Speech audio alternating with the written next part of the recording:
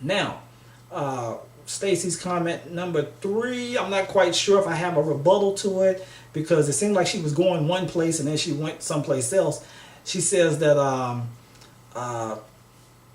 it's funny, but a few chapters before, which, by the way, homosexuality is an abomination, Leviticus 18:22, which I'm sure a lot of you know. And I'd have to say, well, she's correct in her interpretation of Leviticus 18:22. In fact, it says that you shall not lie with man as, or you shall not lie with male as with woman. It's an abomination. So I don't think there's nothing that needs to be said. That's what the scripture says. It is what it is. And pretty much only people that condone that lifestyle, whether it be directly or indirectly, really have a problem with that scripture. Stacy's comment number 4, that if you eat shellfish, it's an abomination and you're going to hell. Leviticus 11:10 through 12. Here's the scripture that she refers to. It says, but in all the sea or in the rivers that do not have fins and scales, all that move in water, or any living thing which is in water, they are an abomination to you. They shall be an abomination to you. You shall not eat their flesh, but you shall regard their carcasses as an abomination. Whatever in the water does not have fins or scale, that shall be an abomination to you.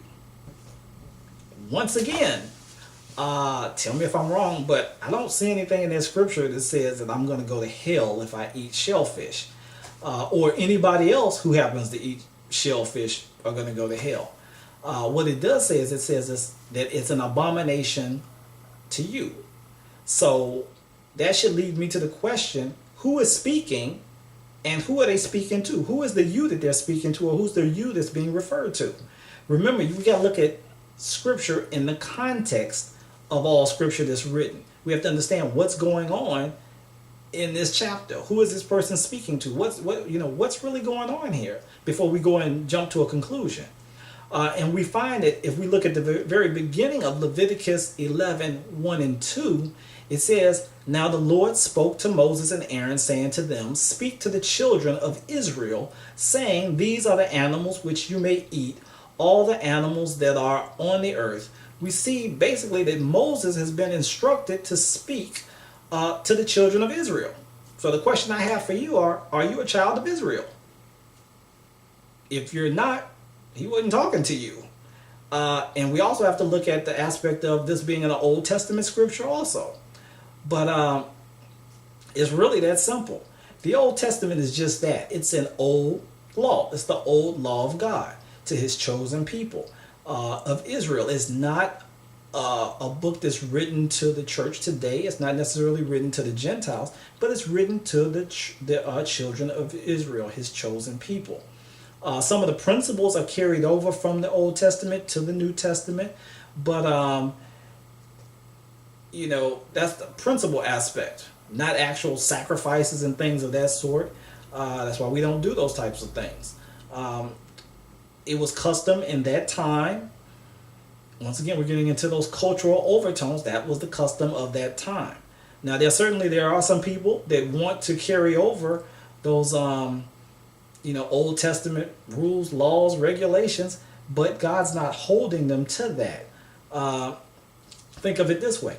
If you were to make some changes to your automobile insurance, and you've got your old contract, and then you've got your new contract, and you've made some changes to your contract, you don't go around expecting to be covered, or to be actually the insurance company to cover you based on the old contract. You expect them to honor the new contract. But there are people going around that want to continue to do things or think that they're held to that old contract. And if you want to continue to abide by the terms of the old contract, that's fine. But the new contract is the contract that's actually binding. The Israelites were commanded not to eat, and sometimes not even to touch certain animals. But that was basically so that they would be held distinctively different from the other nations of the time.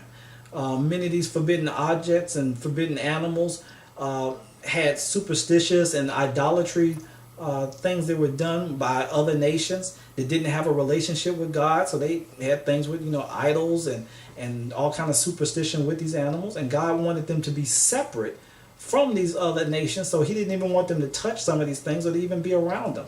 So I don't think you have to fear going to hell because you ate shellfish, because one, it wasn't written to you in most cases, and it is, once again, it's an Old Testament scripture.